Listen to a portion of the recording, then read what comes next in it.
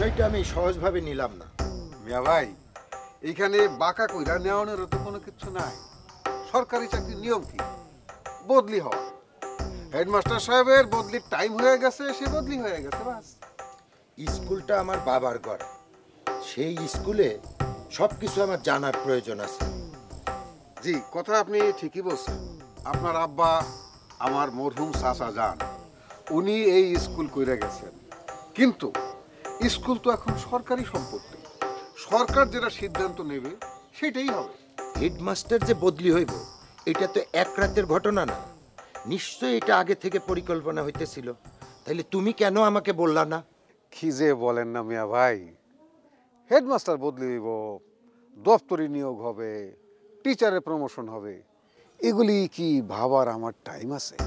গ্রামে এত এত কাজ, রাস্তা, কালভার্ট, ব্রিজ, এগুলো নিয়ে ভাবতে ভাবতে তো আমার সময় চলে যায়। তাই তুমি যে কি সেবা করো তা তো আমি জানি। আমি কি জানি না?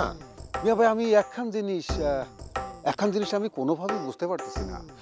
আমি যতটাই আপনারে সম্মান করি, আদব লেহাজের সাথে চলি, আপনি ততই আমারে অপমান করে কথা বলতেছেন। আমি একজন চেয়ারম্যান, নির্বাচিত চেয়ারম্যান। আমার প্রতিপক্ষ পার্টিরে 3 ভোটে হারায় আমি চেয়ারম্যান হয়েছি। কাজেই একটু কি ওষ বিষ করে কথা বললে ভালো হয় না মিয়া ভাই?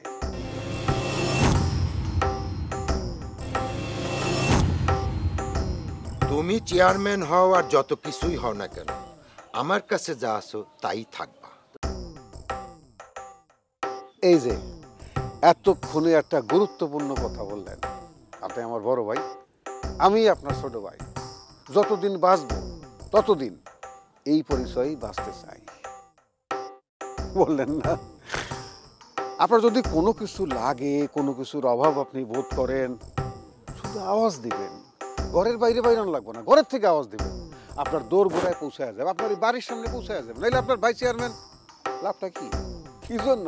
যদি বড় ভাই সেবাই না করতে পারলাম, তাইলে আমার এই চেয়ারম্যানই বৃথা। আমি যে হেডমাস্টারে আনছি তারে তুমি বিদায় করে দিছো, তুমি কি মনে করো আমার ইজ্জতে লাগে না? আবারও আবারও আপনি আমার দিকে সন্দেহের আঙ্গুলটা তুলতেছেন মিয়া ভাই।